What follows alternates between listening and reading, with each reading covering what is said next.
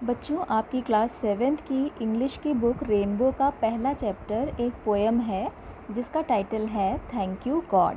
जैसा कि टाइटल से ही पता चल रहा है कि ये पोएम एक प्रेयर है और इसमें सर्वशक्तिमान ईश्वर का आभार व्यक्त किया गया है और उनसे प्रार्थना की गई है। तो चलिए पोएम की रीडिंग करके उसका भाव समझते हैं कि किन बातों के लिए पोएट ने अर्थात कवि ने ईश्वर को धन्यवाद दिया है। For all the things around us, big and small. Poet कह रहा है कि हे ईश्वर, for all the things around us मतलब हमारे आसपास, for all the things जितनी भी चीज़ें हैं उन सभी के लिए, उन सभी को बनाने के लिए आपका धन्यवाद। Big and small चाहे वो चीज़ें बड़ी हो या छोटी। For all the creatures on this earth, short and tall. On this earth means इस पृथ्वी पर ऑल द क्रीचर्स जितने भी प्राणी हैं, क्रीचर्स मीन्स प्राणी, जितने भी प्राणी हैं उन सभी को बनाने के लिए आपका धन्यवाद, चाहे वो शॉर्ट हो या टॉल, चाहे वो छोटे हो या लंबे। For the lovely blue sky, the sun, the moon and all. For the lovely blue sky, lovely means सुंदर, ब्लू मीन्स नीला, स्काई मीन्स आसमान, सुंदर नीले आसमान को बनाने के लिए, द सन सूर्य को बनाने के लिए, द मून चंद्रमा को बनाने के लिए, एंड ऑल और सारी वस्तुओं को बनाने के लिए आपका धन्यवाद। Almighty God we thank you and to you we call. Almighty means सर्वशक्तिमान। ईश्वर को हम लोग सर्वशक्तिमान भी कहते हैं क्योंकि ईश्वर सबसे ज़्यादा शक्तिशाली होता है।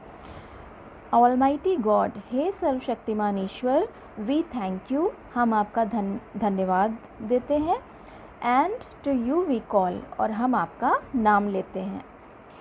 Bless each one of us in your name as we pray. हम आपका नाम लेकर आपकी प्रार्थना करते हैं और हम में से प्रत्येक को ब्लेस कीजिए। ब्लेस मीन्स आशीर्वाद दीजिए। Give us love, kindness and courage day by day. हमको प्रेम, दयालुता और करेज मीन्स साहस, डे बाय डे मीन्स दिन प्रतिदिन प्रदान कीजिए। May we live in peace and harmony where we stay. Where we stay मतलब जहाँ कहीं भी हम रहें। May we live in peace and harmony, हमको आशीर्वाद दीजिए कि we live in peace and harmony.